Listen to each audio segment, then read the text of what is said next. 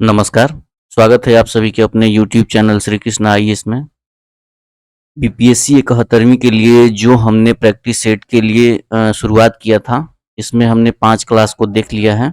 आज हमारा ये क्लास छठा नंबर है, तो इसमें भी बायोलॉजी और केमिस्ट्री के लिए 25 क्वेश्चन जो कि बहुत इम्पोर्टेंट साबित होने वाले हैं, इसको पूरे विस्तार तरीके से समझने का प्रयास करेंगे। और बस 1 या 2 फिर 1, 2 या फिर 3 वीडियो में बायोलॉजी और केमिस्ट्री समाप्त होने वाला है। इसके बाद नेक्स्ट हमारा होगा फिजिक्स। फिजिक्स में भी आपको पूरी तरह से जितने भी इम्पोर्टेंट क्वेश्चन हो सकते हैं एग्जाम के दृष्टिकोण से, वो सभी 25-25 क्वेश्चन करके वीडियो में लाने का प्रयास करेंगे। तो हमारा साइंस का मेजर पोर्शन समाप्त हो जाएगा, जैसे कि बायोकेमिस्ट्री, फिजिक्स और साइंस एंड टेक।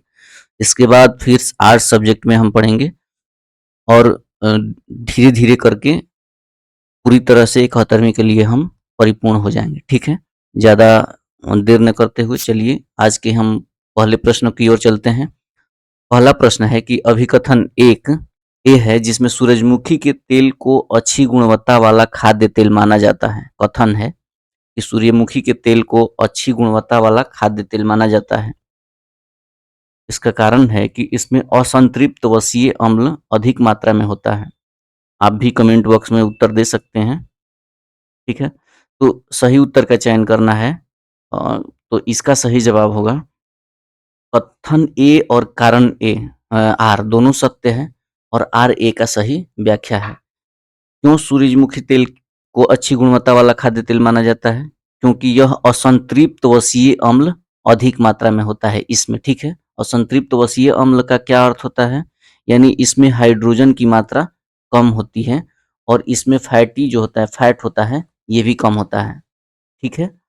तो जिसमें भी हाइड्रोजन की मात्रा कम होगी, यानी और इसमें हाइड्रोजन डाला जा सकता है, जो संतृप्त होते हैं उसमें हाइड्रोजन की और मात्रा को नहीं मिलाया जा सकता है।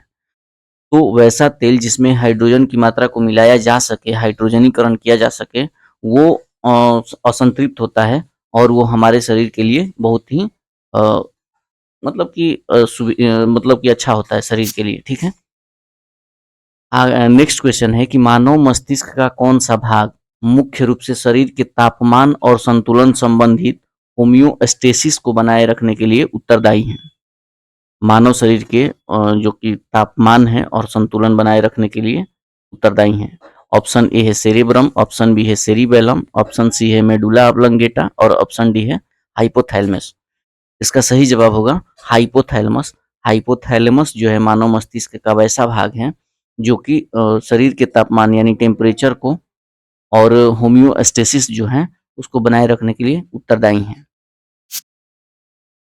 नेक्स्ट क्वेश्चन है कि निम्न में से कौन सा रासायनिक परिवर्तन का एक उदाहरण है?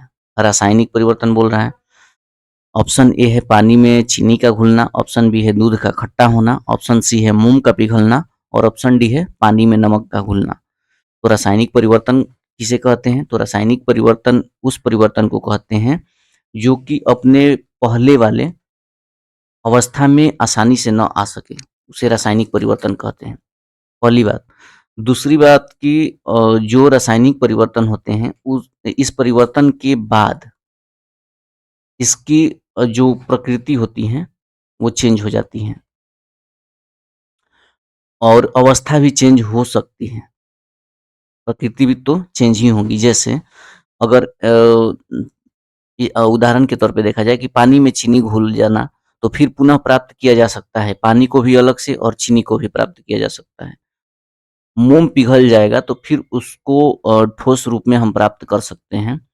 पानी में अगर नमक घुल जाता है तो नमक को भी प्राप्त किया जा सकता है किसी न किसी विधि द्वारा और पानी को भी प्राप्त किया जा सकता है। लेकिन अगर दूध खट्टा हो जाता है, यानी दूध खट्टा होने का मतलब कि दूध से दही जम जाता है, तो पुनः हम दही से दूध नहीं प्राप्त कर सकते हैं।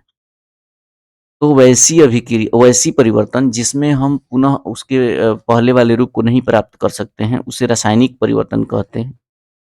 ठीक है? तो इसका सही जवाब दूध का खट्टा होना, ठीक है?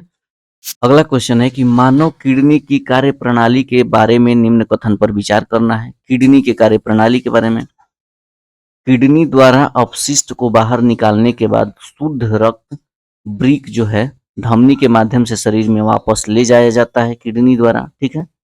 वुमेन कैप्सूल से निस्पंदन ब्रिक नालिकाओं से होकर गुजरता है, जहां अधिकांश ग्लूकोज रक्त में पुनः अवशोषित हो जाता है। ब्रिक जो है धमनी अपशिष्ट युक्त रक्त को किडनी के बाहर ले जाती है। ब्रिक जो है, ब्रिक की धमनी है, अपशिष्ट युक्त रक्त को किडनी के बाहर ले जाती है। सही कथन का चयन करना है, ठीक है। केवल एक, केवल दो, एक और दो, केवल दो और तीन, और एक, दो और तीन। तो इसका सही जवाब होगा एक और दो, यानी किडनी द्वारा अपशिष्ट को, जो पदार्थ होता है, अपशिष्ट पदार्थ होते हैं, उनको बाहर निकालने के लिए शुद्ध रक्त जो है ब्रिक यानी ब्रिक के धमनी जो है उनके माध्यम से शरीर में वापस ले जाया जाता है, और वुमेन कैप्सूल से निस्पंदन ब्रिक नालिकाओं से होकर गुजरता है, जहां अधिकांश ग्लूकोज रक्त में पुनः अवशोषित हो जाते हैं। नेक्स्ट क्वेश्चन है कि ग्राहम के विसरण के नियम के संबंध में निम्न में से कौन सा कथन सही है। स्थिर तापमान पर गैस का दाब उसके आयतन का व्युत्क्रमानुपाती होता है। किसी गैस का दाब उसके आयतन का प्रत्यक्ष समानुपाती तभी होता है जब तापमान स्थिर रहता है। यहाँ भी टी कांस्टेंट कर रहा है, यहाँ पर भी टी कांस्टेंट कर रहा है। किसी गैस के विसरण की दर उसके मोलर द्रव्यमान के वर्गमूल के व्युत्क्रमानुपाती होती है। समान परिस्थितियों में सभी गैसों में समान दर से विसरण होता है। तो ग्राहम के विसरण का नियम क्या बताता है, ये आपको बताना है। तो इसका सही जवाब होगा कि किसी गैस के विसरण की दर उनके मोलर द्रव्यमान के वर्गमूल के व्युत्क्रमानुपाती होती है, ठीक है। ये इसका सही जवाब हुआ। नेक्स्ट क्वेश्चन है कि निम्न में से कौन सी संरचना जो है लसिका तंत्र का हिस्सा नहीं है। लिम्फ लिम्फ जो है, लिम्फेटिक सिस्टम जो होता है, सिस्टम, इसका हिस्सा कौन सा नहीं है। ए प्लीहा, बी थाइमस, सी किडनी और डी टॉन्सिल। तो इसका सही जवाब होगा किडनी। किडनी एक्सक्रेटरी सिस्टम यानी परिसंचरण तंत्र का हिस्सा है। परिसंचरण और उत्सर्जन का भी हिस्सा है, दोनों का ही हिस्सा है। उत्सर्जन और परिसंचरण का हिस्सा है, ठीक है, न कि लसिका तंत्र का। लसिका तंत्र लिम्फ नोड जो है इसमें प्लीहा शामिल है, ब्लड से संबंधित है, जो थाइमस है और टॉन्सिल है, ठीक है। नेक्स्ट क्वेश्चन है कि निम्न में से कौन सी कोशिका प्रतिरक्षा प्रणाली में एंटीबॉडी के उत्पादन के लिए जिम्मेदार है। एंटीबॉडी उत्पादन के लिए कौन सी प्रतिरक्षा तंत्र प्रणाली जो है वो जिम्मेदार है। टी लिम्फोसाइट या फिर बी लिम्फोसाइट, माइक्रोफेज या फिर न्यूट्रोफिल्स। तो प्रतिरक्षा प्रणाली में एंटीबॉडी के लिए बी लिम्फोसाइट जो कोशिका हैं ये जिम्मेदार होती हैं, ठीक है। प्रतिरक्षा प्रणाली में एंटीबॉडी के निर्माण के लिए बी लिम्फोसाइट, बी लिम्फोसाइट एक हैं और एक टी लिम्फोसाइट है, ठीक है, ध्यान रखिएगा। ये सभी WBC के अंतर्गत आते हैं। नेक्स्ट क्वेश्चन है कि किसी नमूने में विशिष्ट एंटीजन या एंटीबॉडी की उपस्थिति का पता लगाने के लिए आमतौर पर किस तकनीक का उपयोग किया जाता है। कहने का तात्पर्य है कि एंटीजन और एंटीबॉडी जो हैं इनकी उपस्थिति का पता लगाने के लिए किस तकनीक का उपयोग किया जाता है। ऑप्शन ए है PCR परीक्षण, ऑप्शन बी है एलिसा परीक्षण, ऑप्शन सी है जेल इलेक्ट्रोफोरेसिस और ऑप्शन डी है सदर्न ब्लॉटिंग। तो इसका सही जवाब होगा एलिसा परीक्षण जो है वो एंटीजन और एंटीबॉडी की उपस्थिति का पता लगाने के लिए आमतौर पर तकनीक का उपयोग किया जाता है। एलिसा टेस्ट जो है इससे HIV और AIDS का भी परीक्षण किया जाता है। इसकी जांच के लिए सबसे महत्वपूर्ण है एड्स के लिए, ठीक है। नेक्स्ट क्वेश्चन है कि अभिकथन है नींद के दौरान तेज रोशनी अवांछनीय होती है। अवांछनीय मतलब उपयुक्त नहीं, उपयुक्त नहीं, ठीक है। तेज रोशनी रेटिना में रोडोप्सिन की गतिविधि को बढ़ाती है। सही उत्तर का चयन करना है। ऑप्शन ए है, ए और आर दोनों सत्य हैं। और ठीक है, इसमें आपको बताना है कि कौन सा सही जवाब होगा। तो इसका सही जवाब होगा, दोनों तो सत्य हैं लेकिन व्याख्या नहीं है। क्यों? क्योंकि रोडोप्सिन की गतिविधि को नहीं बताती हैं। जो मेलाटोनिन हार्मोन है, मेलाटोनिन हार्मोन, ये सभी ब्रेन से स्रावित होने में नहीं हो पाती हैं, जिसे नींद की हार्मोन कहा जाता है। ये स्रावित नहीं होने के कारण नींद नहीं आ पाती है, ठीक है? नींद साइकिल गड़बड़ हो जाता है। नेक्स्ट क्वेश्चन है कि एक आणविक यौगिक का रासायनिक सूत्र निम्नलिखित में से किसके द्वारा निर्धारित किया जाता है? क्या? आणविक यौगिक का रासायनिक सूत्र। ऑप्शन ए है परमाणुओं में न्यूट्रॉनों की संख्या, ऑप्शन बी है शामिल आयनों पर आवेश, ऑप्शन सी है प्रत्येक तत्व की संयोजकता और ऑप्शन डी है द्रव्यमान संरक्षण का नियम। यानी रासायनिक सूत्र आणविक यौगिक का लिखना हो तो कौन किसके द्वारा लिखा जाता है? तो प्रत्येक तत्व की संयोजकता जो होती हैं उनके द्वारा रासायनिक सूत्र लिखे जाते हैं आणविक यौगिक का। जैसे H2O है तो HO है, O की संयोजकता 2 होती है। यानी इनके बाहरी कक्ष में 4 इलेक्ट्रॉन होते हैं, इन्हें प्राप्त करना होता है 2 और वही 2 प्राप्त करके ये पूर्ण रूपेण से अस्थायी तत्व हो जाते हैं। तो इनकी वैलेंसी होती है 2 वैलेंस इलेक्ट्रॉन बाहर रहते हैं, इन्हीं के द्वारा जो हाइड्रोजन का एक बाहर रहता है, ये दोनों सहसंयोजक बंधन से जुड़ जाते हैं एक दूसरों से। तो इसी प्रकार निर्धारित होता है कि ऑक्सीजन कितने हाइड्रोजन से जुड़ेगा, ठीक है? नेक्स्ट क्वेश्चन है कि एथेरोस्क्लेरोसिस शब्द से क्या तात्पर्य है? ऑप्शन ए है धमनियों में प्लॉक का जमाव, ऑप्शन बी है नसों में प्लॉक का जमाव, ऑप्शन सी है फेफड़ों में ब्लॉकेज और ऑप्शन डी है रक्त शर्करा का उच्च स्तर। तो एथेरोस्क्लेरोसिस का शब्द है धमनियों में प्लॉक का जमाव, जो कि धमनियों में O2 प्लस ब्लड प्रवाहित होता है, जिसे हम शुद्ध रक्त बोलते हैं। शुद्ध रक्त जिसमें प्रवाहित होता है उस धमनियों में ब्लॉकेज हो जाता है तो उसे एथेरोस्क्लेरोसिस कहा जाता है, ठीक है? नेक्स्ट क्वेश्चन है कि कोहरा जो है इसमें किस प्रकार के कोलाइडल तंत्र को दर्शाता है? कोहरा, ऑप्शन ए है गैस में द्रव, ऑप्शन बी तरल में गैस, ऑप्शन सी गैस में ठोस और ऑप्शन डी है तरल में द्रव्य।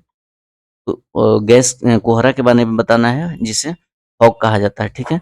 तो इसका सही जवाब होगा गैस में द्रव। यानी वायुमंडल में द्रव की कुछ बूंदें होती हैं जो कि टपकती रहती हैं, इन्हें ही कोहरा कहा जाता है, जो कि गैस में द्रव का उदाहरण है। नेक्स्ट क्वेश्चन है वृक्षों में वार्षिक वृद्धि वलय, एनुअल ग्रोथ रिंग्स जो होते हैं, इनके वैज्ञानिक अध्ययन को क्या कहा जाता है? जो पौधों में वार्षिक वलय रिंग जो पड़ जाते हैं, एक वर्ष में एक रिंग, इनके ही जो वैज्ञानिक अध्ययन है इनको क्या कहा जाता है? ऑप्शन ए है dendrochronology, option B cytology, option C osteology और ऑप्शन डी है मॉर्फोलॉजी। तो इसका सही जवाब होगा डेंड्रोक्रोनोलॉजी, जिसे कि अगर एक वर्ष में एक वलय हो जाते हैं, एक वलय पड़ जाते हैं, ये पानी के अभाव को दर्शाते हैं, पानी के अभाव को। यानी ये ठंडे मौसम में ही एक वलय हो जाते हैं। तो इस प्रकार जितनी ठंडे मौसम पार होती हैं उनमें एक वलय रिंग पड़ जाते हैं, जिससे पता चलता है कि इस पौधे की वास्तविक उम्र क्या है, ठीक है? डेंड्रोक्रोनोलॉजी के तहत हम ज्ञात करते हैं। नेक्स्ट क्वेश्चन है कि निम्न विवरणों पर विचार करना है। एक नंबर कथन है कि इलेक्ट्रॉन नाभिक के चारों ओर वृत्ताकार पथ में घूमते हैं। दूसरा है कि परमाणु के नाभिक की तुलना में नाभिक का आकार बहुत छोटा होता है। परमाणु के आकार की तुलना में नाभिक का आकार बहुत छोटा होता है। उपयुक्त विवरण किस परमाणु मॉडल से संबंधित है? किस रसायन शास्त्री ने बताया था? ठीक है, ये ऊपर वाले। ऑप्शन ए है नील्स बोर, ऑप्शन बी है जे थॉमसन, ऑप्शन सी है जेम्स चैडविक और ऑप्शन डी है अर्नेस्ट रदरफोर्ड। तो इसका सही जवाब हो जाएगा अर्नेस्ट रदरफोर्ड। रदरफोर्ड ने ही बताया था कि वृत्ताकार पथ पर घूमते हैं और नाभिक का आकार जो होता है परमाणु के आकार में से बहुत छोटा होता है, ठीक है? नेक्स्ट क्वेश्चन है, सूची को मिलान करना है। कारक रोगजनक में बताना है कि तपेदिक किस कारण से होता है, मलेरिया, इन्फ्लुएंजा और फिर दाद। तो इसका सही जवाब अगर आपको मिलाना हो तो अगर चारों में से कोई एक मालूम हो तो आसानी से मिलाया जा सकता है। जैसे अगर दाद की बात की जाए तो दाद जो होते हैं ये कवक से होते हैं, ठीक है? तो डी का 4 एक ही है, तो इसका सही जवाब यही हो जाएगा। जैसे 1 का 2 तपेदिक का बैक्टीरिया से, इसके बाद मलेरिया का प्रोटोजोआ, इन्फ्लुएंजा का वायरस, ठीक है? ए का 2 बी का 1, इस प्रकार से हम अगर किसी एक का भी अगर हमें आंसर पता है तो हम आसानी से मिला सकते हैं, वैसे ऑप्शन को अवेलेबल कराया जाता है, ठीक है? ध्यान रखिएगा। नेक्स्ट क्वेश्चन है कि निम्न में से कौन सी संरचना सभी पर विषाणुओं में अनुपस्थित होती हैं जो उन्हें स्वतंत्र रूप से प्रोटीन संश्लेषण करने से रोकती हैं? कौन सी संरचना है जो कि सभी वायरस में अनुपस्थित होती हैं और उन्हें स्वतंत्र रूप से प्रोटीन संश्लेषण करने से रोकती हैं? ऑप्शन ए है न्यूक्लिक एसिड, ऑप्शन बी है एनवेलप, ऑप्शन सी है राइबोसोम और ऑप्शन डी है केस्मोसियर, ठीक है? इसका सही जवाब हो जाएगा राइबोसोम। नेक्स्ट क्वेश्चन है कि मिलान करना है इसको भी। छाती की अस्थि को क्या कहते हैं, कॉलर बोन को क्या कहते हैं, घुटने की अस्थि को क्या कहते हैं और फिर कंधे की हड्डी को अस्थि को क्या कहते हैं? तो इस जैसे मिलान करने पर पता चलता है कि छाती की हड्डी को उपरोस्थि कहते हैं और कॉलर बोन को क्लेविकल कहते हैं, घुटने की अस्थि को पटेला कहते हैं और कंधे की हड्डी को स्केपुला, ठीक है? नेक्स्ट क्वेश्चन है कि निम्न में से किसे संगमरमर के नाम से भी जाना जाता है? CaCO3 या फिर CaOCl2, KOH या फिर Ka यानी कैल्शियम है OH का होल ट्वाइस। तो इसका सही जवाब होगा CaCO3, कैल्शियम कार्बोनेट को संगमरमर भी कहा जाता है, ठीक है? नेक्स्ट क्वेश्चन है कि जीवित जीवों की मूल इकाइयों का वर्णन करने के लिए कोशिका शब्द का सर्वप्रथम प्रयोग किसने किया था और जब उन्होंने यह खोज की तो वे क्या प्रयोग कर रहे थे? ऑप्शन ए है एंटोनी वॉन लीeuwenhoek और बैक्टीरिया का अध्ययन करते समय, रॉबर्ट हुक माइक्रोप्लाज्म के नीचे कॉर्क का निरीक्षण करते हुए, लुईस पास्चर किण्वन के साथ प्रयोग करते हुए, चार्ल्स डार्विन फिंच में विकास का अध्ययन करते हुए। निम्न में से कौन सा ऑप्शन सही होगा? कोशिका शब्द का प्रयोग किसने किया था सर्वप्रथम और कौन सा प्रयोग कर रहे थे, ठीक है? तो इसका सही जवाब होगा रॉबर्ट हुक और कॉर्क का निरीक्षण कर रहे थे। नेक्स्ट क्वेश्चन है कि निम्न में से कौन सा होम्योस्टेसिस में नकारात्मक फीडबैक का उदाहरण है? ऑप्शन ए है प्रसव के दौरान गर्भाशय का संकुचन, सिकुड़ना, खाने के बाद रक्त शर्करा में वृद्धि, उच्च रक्त शर्करा की प्रतिक्रिया में इंसुलिन का स्राव, पेट में भोजन की प्रतिक्रिया में पाचक एंजाइमों का स्राव। यानी होम्योस्टेसिस में नकारात्मक फीडबैक का उदाहरण कौन है? तो इसका सही जवाब है कि उच्च रक्त शर्करा की प्रतिक्रिया में इंसुलिन का स्राव, हाई बीपी की प्रतिक्रिया में इंसुलिन का स्राव। नेक्स्ट क्वेश्चन है कि आयोडीन वैल्यू शब्द से क्या तात्पर्य है? ऑप्शन ए है कि यह तेल, वसा, मोम इत्यादि में असंतृप्तता की मात्रा को मापने का एक तरीका है जिससे 100 ग्राम तेल, वसा और मोम द्वारा अवशोषित किए गए आयोडीन यानी आयोडीन कितने ग्राम में मात्रा मापी जाती है, ठीक है? यह तेल, वसा या मोम में असंतृप्तता की मात्रा को मापने का एक तरीका है जिसमें 100 ग्राम तेल, वसा, मोम द्वारा निर्मुक्त किए गए आयोडीन की मात्रा मापी जाती है, यहाँ पर अवशोषित है। और इसी प्रकार मोम द्वारा अवशोषित किए गए आयोडीन के मात्रा मापती है जिसमें 1 ग्राम में लिखा गया है, ठीक है? और तेल, वसा की मोम की सघनता जो है, सघनता और सामान्य तापमान पर उसके ठोस होने की प्रवृत्ति को मापने का तरीका है। तो आपको बताना है कि आयोडीन वैल्यू शब्द से क्या तात्पर्य है। तो इसका सही जवाब जो होगा वो होगा कि निर्मुक्त किए गए आयोडीन, यानी कितना ये मोम या तेल या वसा जो है निर्मुक्त कर रहा है आयोडीन वैल्यू, जो कि 100 ग्राम तेल में कितना आयोडीन की मात्रा निर्मुक्त कर रहा है, इसी को हम मात्रा में मापते हैं जिसे आयोडीन वैल्यू कहते हैं। आयोडीन वैल्यू जो है वो साल्ट के जितने भी साल्ट होते हैं उनके साल्ट नहीं, जितने भी तेल के पैकेट होते हैं उन पर आयोडीन वैल्यू पहले से ज़्यादा लिखे हुए होते हैं। जिसकी आयोडीन वैल्यू अगर ज़्यादा होती है वो उतना ही असंतृप्त तेल माना जाता है और वो उतना ही हमारे स्वास्थ्य के लिए फायदेमंद है। ठीक है। नेक्स्ट है कि आमतौर पर सूचक के रूप में उपयोग किए जाने वाला लिटमस जो है घोल निम्न में से किससे प्राप्त होता है? ऑप्शन ए है कवक, ऑप्शन बी शैवाल, ऑप्शन सी काई और ऑप्शन डी लाइकेन। तो लिटमस जो है वो लाइकेन से बना होता है। लाइकेन से, कौन सा लाइकेन से? रोजेला लाइकेन से। ठीक है। नेक्स्ट क्वेश्चन है कि निम्न में से कौन सा कथन अधातुओं की विद्युत चालकता की सही व्याख्या करता है? अधातु की विद्युत चालकता की सही व्याख्या करता है। सभी अधातुएं में मुक्त इलेक्ट्रॉनों की अनुपस्थिति के कारण कुचालक होते हैं। ग्रेफाइट जो है विद्युत का चालन करता है क्योंकि इसके कार्बन परमाणु केवल एकल बंध बनाते हैं। कुछ अधातुएं अपनी संरचना में मुक्त इलेक्ट्रॉनों के कारण विद्युत का चालन कर सकती हैं। अधातुएं केवल जल में घुलने पर ही विद्युत का चालन करती हैं। तो सबसे पहले इसका सही जवाब देखिएगा। तो कुछ धातुएं अपनी संरचना में मुक्त इलेक्ट्रॉनों के कारण एग्जाम्पल के रूप में देखा जाए तो एक ग्रेफाइट है। ग्रेफाइट जो है इनमें मुक्त इलेक्ट्रॉनों की उपस्थिति के कारण विद्युत का चालन कर सकती हैं। तो ये सही जवाब है। ठीक है। यहाँ एकल बंध न बनाकर ड्यूअल बंध बनाते हैं। नेक्स्ट क्वेश्चन है कि निम्न युग्मों पर विचार कीजिए। Mitochondria, chloroplast, lysosome. और माइटोकॉन्ड्रिया वर्णी लवक, क्लोरोप्लास्ट अवर्णी लवक, लाइसोसोम हरित लवक। कौन सा सही सही उत्तर कौन है इसमें? क्लोरोप्लास्ट अवर्णी लवक गलती बिल्कुल है। माइटोकॉन्ड्रिया वर्णी लवक ये भी गलती है। लाइसोसोम जो है हरित लवक ये भी गलत है। निम्न युग्मों पर विचार करना है, सही उत्तर का चयन करना है। माइटोकॉन्ड्रिया वर्णी लवक ये तो गलत है। क्लोरोप्लास्ट अवर्णी लवक और हरित लवक लाइसोसोम सभी गलत हैं। तो सही उत्तर का चयन करना है यानी गलत गलत युग्म का चयन करना है। ठीक है। तो ये तीनों गलत हैं। नेक्स्ट है कि निम्न में से किस जानवर के शरीर में श्वेत रक्त कोशिकाएं नहीं होती हैं?